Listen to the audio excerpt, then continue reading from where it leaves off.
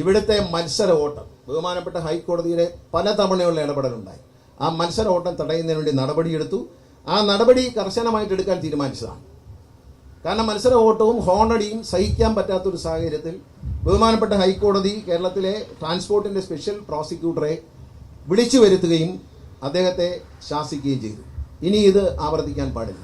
അതുകൊണ്ട് കർശനമായ നടപടി സ്വീകരിച്ചു. ഇന്നലെ അതിൻ്റെ പേരിൽ കൊച്ചിയിൽ പ്രൈവറ്റ് ബസ്സുകാർ മിന്നൽ പണിമുടക്ക് നടത്തി. മിന്നൽ പണിമുടക്ക് നടത്തിയ എല്ലാ വണ്ടികളുടെയും ഫോട്ടോ എടുത്തിട്ടുണ്ട്. ആ വണ്ടികളുടെ റൂട്ട് എടുത്തിട്ടുണ്ട്. ഇന്ന് മുതൽ ആ റൂട്ടുകളിൽ KSRTC ബസ്സുകൾ ഓടും. ബസ് എത്തിയിട്ടുണ്ട്. KSRTC ബസ് ഓടിക്കും. ആർക്ക് വേണമെങ്കിലും സമരം ചെയ്യാം. 600ഓളം KSRTC ബസ്സുകൾ ഞങ്ങളുടെ കയ്യിലുണ്ട്. അതിനുള്ള ഡ്രൈവറെയും കണ്ടക്ടറെയും ഞങ്ങൾ എടുത്തു വെച്ചിട്ടുണ്ട്. എല്ലാ സ്ഥലത്തും വണ്ടികൾ വന്നു തുടങ്ങിയിരിക്കുന്നു. സമരം വേണമെങ്കിൽ ഇന്നും തുടരാം. നിങ്ങൾ സമരം ചെയ്തോളൂ. എത്ര ബസ് സമരം ചെയ്യുന്നോ അത്രയും KSRTC ബസ്സുകൾ കൊച്ചി നഗരത്തിലേക്ക് ഇന്നും നാളെയായിട്ട് എത്തും. നിങ്ങൾക്ക് ഒരു ആശങ്കയും വേണ്ട. ഇനി മിന്നൽ പണിമുടക്ക് കൊച്ചി നഗരത്തിൽ വേണ്ട. മിന്നൽ പണിമുടക്ക് ഇന്നലെ നടത്തിയ എല്ലാ വണ്ടിയുടെയും ലിസ്റ്റ് എടുത്തിട്ടുണ്ട്.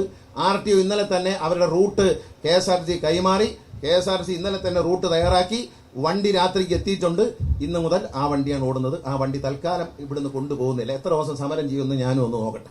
വിദേശ രാജ്യം ഇപ്പോൾ അമേരിക്കയിലാണ് നമ്മൾ ഹോൺ അടിക്കുന്നെങ്കിൽ അടുത്ത കാറിൽ പോകുന്ന ആൾ തോക്കെടുത്തേച്ച് ഒരൊറ്റ പിടിയും വെച്ച് അവിടെയൊന്നും പറ്റൂല. ദുബായിൽ ഹോൺ അടിച്ചാൽ ചീത്ത വിളിക്കുന്നതിന് തുല്യമാണ്. ഗൾഫ് രാജ്യങ്ങളിൽ മറ്റ് രാജ്യങ്ങൾ ഹോൺ അടിക്കുക എന്ന് പറയുന്നത് അസഭ്യം പറയുന്നതിന് തുല്യമാണ്.